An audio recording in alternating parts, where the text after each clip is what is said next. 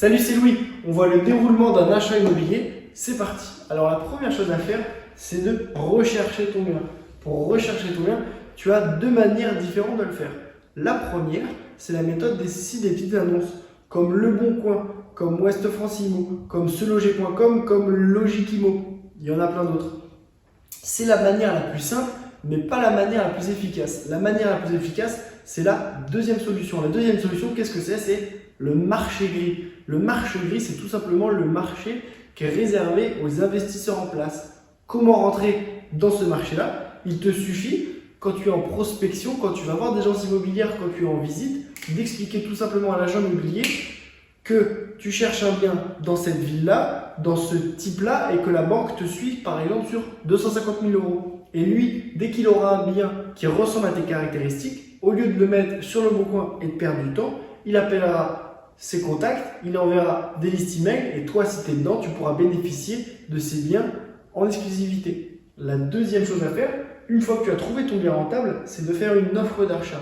Comment on fait une offre d'achat? C'est tout simplement, il y a plein de modèles sur internet, tu tapes offre d'achat modèle, c'est tout simple, tu rentres tes caractéristiques, tu rentres le prix que tu proposes, tu rentres la date de visite, tu rentres l'emplacement du bien, et en fait c'est une lettre tout simplement qui va expliquer au propriétaire pourquoi tu veux lui acheter son bien et surtout à quel prix et sous quelles conditions suspensives.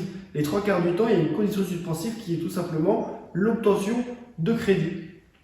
Une fois que le propriétaire a accepté ton offre d'achat, la troisième chose à faire, c'est de rédiger un compromis. Rédiger un compromis, c'est pas toi qui le fais, c'est ton notaire. C'est tout simplement un engagement qui t'engage, toi, à acheter le bien sous réserve d'une obtention de prêt, par exemple si tu l'inscris, et le vendeur s'engage à te le vendre à toi, tout simplement. Et donc, une fois ton compromis signé, tu pourras demander au vendeur ou à l'agent immobilier de te prêter les clés quelques jours pour faire passer tes artisans. Avec les artisans, tu pourras leur demander des devis sur toutes les choses à faire, tu pourras leur demander des conseils. Ils ont aussi leur mot à dire sur toute la rénovation. Pourquoi? Parce que eux, c'est leur métier. Ils font ça tous les jours. Du coup, ils pourront te donner des conseils, ils pourront donner leur expertise et la faisabilité. Ils pourront te faire aussi un devis. Ce devis que tu pourras emmener à la banque pour, pourquoi pas, demander une enveloppe travaux lors de ton financement. Tu pourras aussi prendre les mesures de ton bien, de ton immeuble, de ton local commercial sur un site qui s'appelle Cozy Casa. Cozy Casa, c'est un site que j'utilise beaucoup, ça s'écrit K-O-Z-I-K-A-Z-A. Une fois que le banquier t'a validé ton prêt, une fois que tu as ton financement, tu pourras signer l'acte authentique.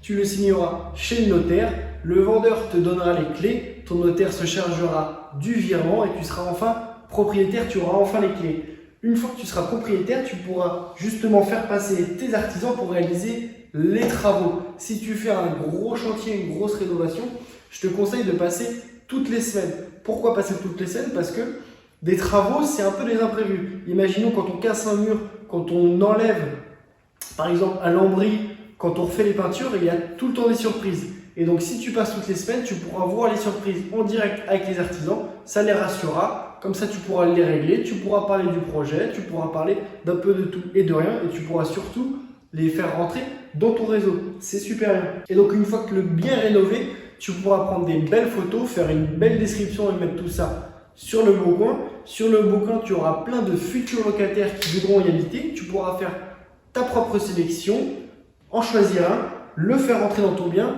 lui expliquer comment le bien marche, lui montrer pourquoi pas où est le compteur électrique, lui montrer où est la coupure d'eau, lui montrer toutes les petites choses où il faut qu'il fasse attention et l'affaire sera réglée. Il te paiera tous les mois et tu pourras enchaîner sur un deuxième appartement. J'espère que j'étais assez clair. Tu verras qu'une fois que tu fais le processus complet, tu voudras le recommencer une deuxième fois avec un deuxième bien et une troisième fois avec un troisième bien. Tu verras, c'est addictif, mais c'est une bonne drogue. C'était Louis, c'était un plaisir. À la prochaine.